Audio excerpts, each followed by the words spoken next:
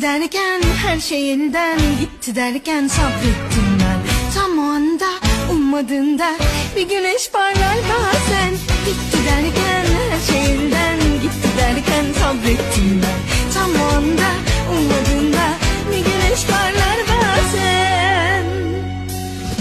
Hayat şaşırtır hep